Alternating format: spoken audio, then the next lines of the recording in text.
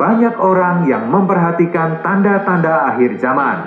Ada yang mengatakan bahwa jawabannya tertulis di Matius pasal 24 ayat 4-14. Memang benar bahwa Tuhan berbicara tentang akhir zaman di bagian ini.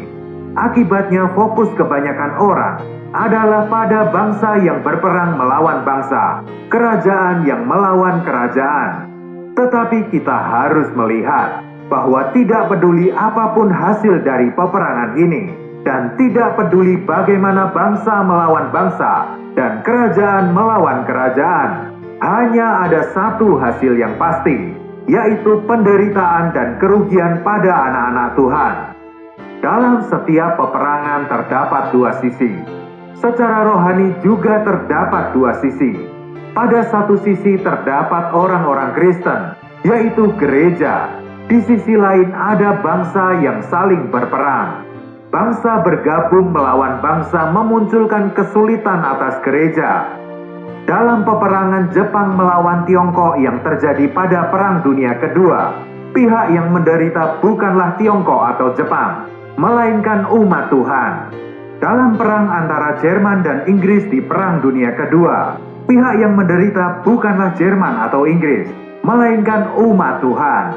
Inilah mengapa Tuhan berkata dalam Injil Matius pasal 24 ayat 9. Pada waktu itu, kamu akan diserahkan supaya disiksa, dan kamu akan dibunuh, dan akan dibenci semua bangsa, oleh karena namaku. Manusia melihat kemenangan atau kekalahan dari bangsa-bangsa, tetapi dari sudut pandang Tuhan, umatnya lah yang menderita. Tidak peduli kerajaan atau bangsa mana yang menang atau kalah. Hari ini dunia adalah kekacauan. Bangsa berperang melawan bangsa dan kerajaan melawan kerajaan. Ini merupakan pekerjaan iblis. Di mata dunia, bangsa melawan bangsa adalah karena adanya pertentangan. Tetapi di mata Tuhan, mereka semua bergabung menjadi satu. Sebelum Perang Dunia Pertama, seorang beriman dari Inggris berkata, "Begitu perang mulai, saya tidak tahu berapa banyak orang Kristen akan tersisa." Pada saat terjadi peperangan, seorang Kristen tidak dapat mengambil pandangan yang sama dengan orang lain. Kita harus melihat tipu daya dan manipulasi iblis di balik semua perang. Tegasnya, ketika satu negara melawan negara lain, hal itu bukan sekedar kasus dua negara yang saling bertarung. Dua negara yang saling bertentangan itu bangkit untuk membuat orang Kristen tersandung dan goyah. Hasil akhir dari perang bukanlah jatuhnya salah satu negara, melainkan kejatuhan orang-orang Kristen. Tujuan iblis adalah untuk membuat orang-orang Kristen lemah dan tersandung. Ketika terjadi peperangan, seorang Kristen harus menyadari makna rohani dari semua hal ini. Dalam Matius pasal 24 ayat 13, Tuhan melanjutkan dengan berkata bahwa orang Kristen harus bertahan sampai akhir saat mereka dibenci dalam perang dan kesengsaraan. Hal ini akan memimpin mereka kepada keselamatan. Tuhan juga berkata, "Dan Injil Kerajaan ini akan diberitakan di seluruh dunia, menjadi kesaksian bagi semua bangsa. Sesudah itu barulah tiba kesudahannya." Selama perang, anak-anak Tuhan mengalami kesulitan. Inilah sebabnya mengapa kita perlu bertahan. Tetapi pada saat yang sama kita harus memberitakan Injil. Kita harus menjadi kesaksian di antara bangsa-bangsa lain. Bahkan bila kesaksian kita tidak dapat menyebar ke negara atau wilayah lain, setidaknya dapat menyebar ke kota tempat kita berada. Sebelum kesudahan itu datang, Injil Kerajaan harus diberitakan terus-menerus di seluruh muka bumi.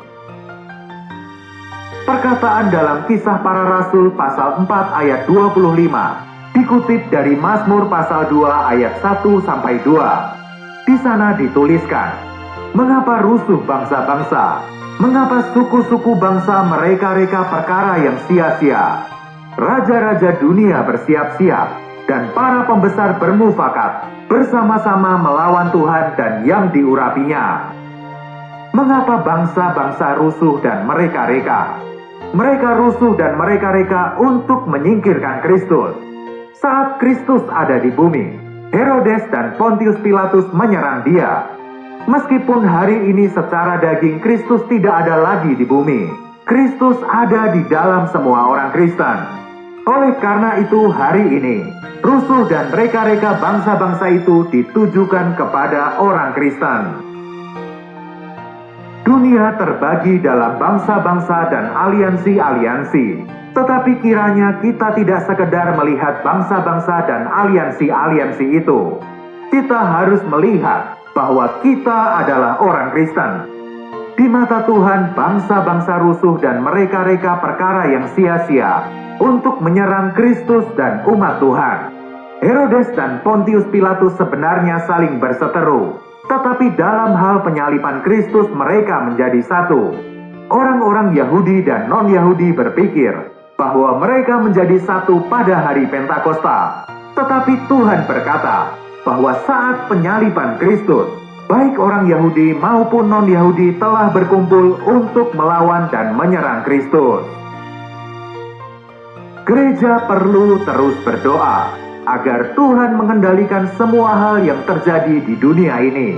Begitu perang dimulai, banyak orang kehilangan pekerjaan, harga properti turun, permintaan emas melonjak, dan bank akan tutup. Manusia ingin sekali menukar uang mereka dengan barang, dan mereka mencoba untuk menimbunnya. Begitu pecah perang, pihak yang paling menderita adalah gereja. Orang Kristen akan menderita kerugian atau bahkan menjadi tersandung. Orang-orang Kristen akan menderita baik secara materi maupun secara rohani.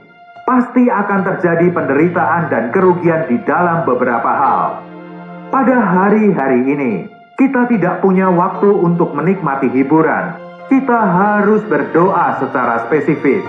Iblis mempunyai satu tujuan, yaitu menindas orang Kristen. Orang Kristen harus memiliki pandangan yang lebih luas dan melihat alasan dan tujuan perang di dunia ini. Perubahan besar mungkin akan datang dan akan terus berlanjut. Bila kita masih memiliki kekuatan, kita harus mengarahkan kekuatan itu pada doa. Kita harus memohon agar Tuhan mengendalikan situasi, agar anak-anak Tuhan tidak tersandung, dan agar Injil terus dapat menyebar. Tuhan memberkati.